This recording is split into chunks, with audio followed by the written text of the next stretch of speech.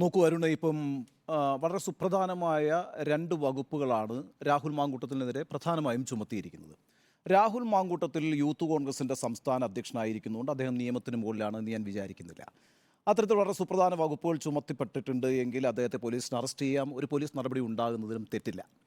നമ്മൾ പറയാറുണ്ടല്ലോ, പൊതുമുതൽ നശിപ്പിക്കരുത്, അത് പൊതു സ്വത്താണ്.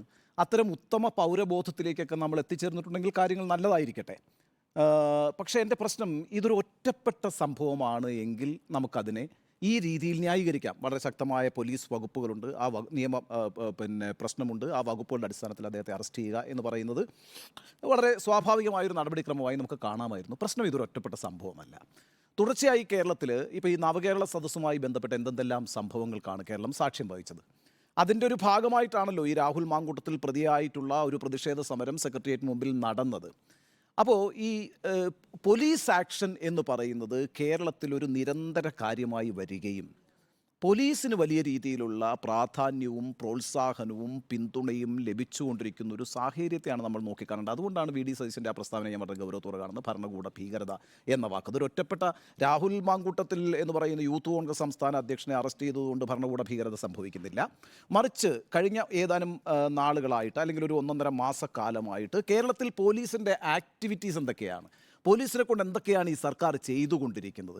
അപ്പോൾ അത്തരം കാര്യങ്ങളിൽ അതിൻ്റെ ഒരു തുടർച്ചയിലാണ് ഞാൻ ഈ സംഭവത്തെ കാണുന്നത്. ആ അർത്ഥത്തിൽ ഇതൊരു പ്രതികാര നടപടിയാണ് എന്ന് ഞാൻ കരുതുന്നു. ഇതൊരു ഭരണകൂട ഭീകരതയാണ് എന്ന് ഞാൻ കാണുന്നു. നോക്കൂ, ഇപ്പോൾ കല്യാശ്ശേരിയിൽ, അതൊന്നും ഞാൻ ആവർത്തിക്കുന്നില്ല, പക്ഷെ നമ്മൾ ഓർമ്മകളിൽ അതൊക്കെ ഉണ്ടാകണം. കല്യാശ്ശേരിയിൽ ഉണ്ടാകുന്ന സംഭവം, അതിനുശേഷം എറണാകുളത്തുണ്ടാകുന്ന സംഭവം, പിന്നീട് ആലപ്പുഴയിലുണ്ടാകുന്ന സംഭവം, കൊല്ലത്തുണ്ടാകുന്ന സംഭവം, ഏറ്റവും ഒടുവിൽ തിരുവനന്തപുരത്തുണ്ടാകുന്ന സംഭവം, ഈ പറയുന്ന പോലീസ് വേഴ്സസ് യൂത്ത് കോൺഗ്രസ്, പിന്നെ DYFI വേഴ്സസ് യൂത്ത് കോൺഗ്രസ്, ഈ രീതിയിലൊരു ക്രമസമാധാന പ്രശ്നം കഴിഞ്ഞ കുറേ നാളുകളായി കേരളത്തിലുണ്ട്.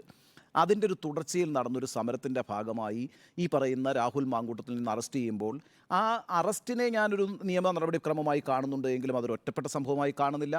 അത് ഒരു പ്രതികാര നടപടിയായി കാണുന്നു എന്ന് മാത്രവുമല്ല, ഇപ്പോൾ എന്താണ് ഈ പറയുന്നതിൻ്റെ ഒരു അഡ്വാൻറ്റേജ് ആർക്കാണ് ഈ സംഭവത്തിൽ കിട്ടിയിരിക്കുന്നത്? ഞാൻ മനസ്സിലാക്കുന്നത്, ഇപ്പോൾ രാഹുൽ മാങ്കൂട്ടത്തിൽ യൂത്ത് കോൺഗ്രസിൻ്റെ സംസ്ഥാന അധ്യക്ഷനായി വരുമ്പോൾ ഒരു വലിയ പ്രതിച്ഛായ പ്രശ്നം അദ്ദേഹം നേരിട്ടിരുന്നില്ലേ? യൂത്ത് കോൺഗ്രസ് തെരഞ്ഞെടുപ്പുമായി ബന്ധപ്പെട്ട് വലിയൊരു വിവാദം റിപ്പോർട്ടർ TV പുറത്തു കൊണ്ടുവന്നിരുന്നു. എന്താണ് ആ വിവാദം? വ്യാജ തിരിച്ചറിയൽ കാർഡ് ഉപയോഗിച്ചുകൊണ്ട് ഈ തെരഞ്ഞെടുപ്പിൽ മാനിപ്പുലേഷൻ നടന്നു എന്നുള്ളതിൻ്റെ അടക്കമുള്ള കേസുകൾ നിലനിൽക്കുന്നു. അക്കാര്യത്തിൽ രാഹുൽ മാങ്കൂട്ടത്തിൽ ചോദ്യം ചെയ്യപ്പെട്ടിട്ടുണ്ട്. അതായത് ഒരു തെരഞ്ഞെടുപ്പിലൂടെ സംസ്ഥാനത്തെ യൂത്ത് കോൺഗ്രസിൻ്റെ അധ്യക്ഷ പദവിയിലേക്ക് വന്ന രാഹുൽ മാങ്കൂട്ടത്തിന് ആദ്യം തന്നെ ഒരു വലിയ വിവാദത്തിൽ പെടേണ്ടി വന്നു.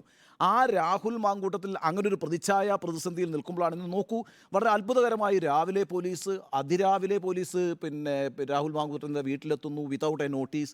എന്നിട്ട് അവിടെ വെച്ചാണ് നോട്ടീസ് സെർവ് ചെയ്തിട്ട് അറസ്റ്റ് ചെയ്യുന്നത്. അതൊക്കെ തന്നെ ആ വീട് വളഞ്ഞിട്ടാണെന്നൊക്കെ ആ അമ്മ പറയുന്നു. അതുപോലെ തന്നെ ഒരു കോളിംഗ് ബെല്ല് പോലും അടിച്ചിട്ടില്ല എന്ന് പറഞ്ഞു. ഇത്രയും വലിയൊരു അങ്ങനെയൊക്കെ ഒരു അന്തരീക്ഷം ഉണ്ടാക്കി അറസ്റ്റ് ചെയ്യേണ്ട ഒരാളാണോ രാഹുൽ മാങ്കൂട്ടത്തിൽ? അങ്ങനെ ഒരു അടിയന്തര സാഹചര്യം ഉണ്ടായിരുന്നു. ഈ പ്രശ്നങ്ങളൊക്കെ ഉണ്ട്. അത് കഴിഞ്ഞ് പിന്നെ നമ്മൾ കാണുന്നത് ഇയാളെ അറസ്റ്റ് ചെയ്തുകൊണ്ട് പോകുന്നതിൻ്റെ ഭാഗമായിട്ട് കേരളത്തിലുടനീളം, അതങ്ങ് വയനാട് മുതൽ ഇങ്ങ് തിരുവനന്തപുരം വരെ എല്ലാ ജില്ലകളിലും വലിയ തരത്തിലുള്ള പ്രതിഷേധങ്ങളുണ്ടാകുന്നു. അല്ല, ഉണർന്ന് പ്രവർത്തിക്കുന്ന ഒരു യൂത്ത് കോൺഗ്രസിനെയാണ് നമ്മൾ ഇന്ന് കണ്ടത്.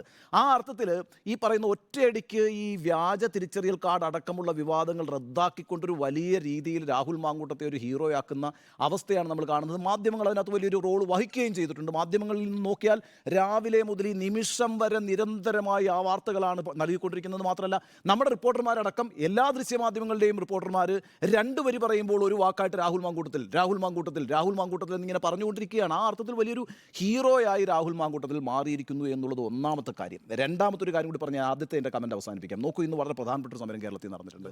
അതെന്താണ്? ഗവർണർക്കെതിരെ ഇടുക്കിയിലെ LDF നടത്തിയ ഹർത്താലാണ്. കേരളത്തിൻ്റെ നിയമസഭ ഐകകണ്ഠേന പാസ്സാക്കിയ ഒരു ബില്ലിൽ ഒപ്പുവെക്കാൻ വിമുഖത കാണിക്കുന്ന ഗവർണർക്കെതിരെ അതിലേറ്റവും കൂടുതൽ അഫക്റ്റഡ് ആയിട്ടുള്ള ഒരു ജനത ഇടുക്കിയിൽ ഒരു ഹർത്താൽ നടത്തുന്നു. അതുപോലെ തന്നെ LDFൻ്റെ ഒരു മാർച്ച് രാജ്ഭവനിലേക്ക് നടക്കുന്നു. വളരെ പൊളിറ്റിക്കലായൊരു സമരം ഇന്ന് കേരളത്തിൽ നടന്നിട്ടുണ്ട്. വളരെ ഇമ്പോർട്ടൻ്റ് ആയൊരു സമരം നടന്നിട്ടുണ്ട്.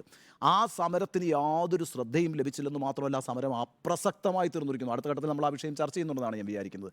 അപ്പോൾ അതിനെക്കുറിച്ച് ഡീറ്റെയിൽസ് പറയാം. പക്ഷേ ഞാൻ പറയുന്നത് അതൊക്കെയാണ് ഇതിനകത്ത് വീഴ്ച എന്ന് പറയുന്നത്. നോക്കൂ, ഒരു ടാക്ടിക്കൽ എറർ പോലും ഈ കാര്യത്തിൽ സംഭവിച്ചിട്ടുണ്ട്. അതായത് 2 കാര്യങ്ങൾ സംഭവിച്ചു. ഒന്ന്, രാഹുൽ മാങ്കൂട്ടത്തിന് വ്യക്തിപരമായും കോൺഗ്രസിനും ഒരു രാഷ്ട്രീയ പാർട്ടി എന്ന നിലയിലും പൊളിറ്റിക്കൽ അഡ്വാൻറ്റേജ് കിട്ടുന്ന ഒരു സംഭവമായി ഇത് മാറി. രണ്ട്, കേരളത്തിൽ നടന്ന വളരെ സുപ്രധാനമായ ഒരു സമരത്തിൻ്റെ ശ്രദ്ധയിൽ നിന്ന് അതിൽ നിന്ന് ജനകീയ ശ്രദ്ധ മാറുകയും ചെയ്തു. ഈ രണ്ട് കാര്യങ്ങൾ സംഭവിച്ചിരിക്കുന്നു. മൂന്നാമത്തെ കാര്യം, ഞാനിതൊരു ഒറ്റപ്പെട്ട സംഭവമായി കാണുന്നില്ല.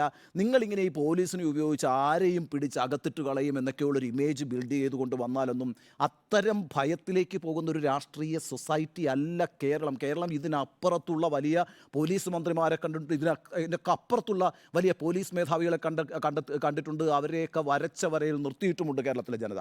അപ്പോൾ അതുകൊണ്ട് ഇത്തരത്തിലുള്ള കാര്യങ്ങൾ നടത്തിയ ആളുകളെ പേടിപ്പിച്ച് കളയാം എന്നൊന്നും സർക്കാർ വിചാരിക്കേണ്ട എന്നുകൂടിയാണ് എനിക്ക് ആദ്യഘട്ടത്തിൽ പറയാനുള്ളത്.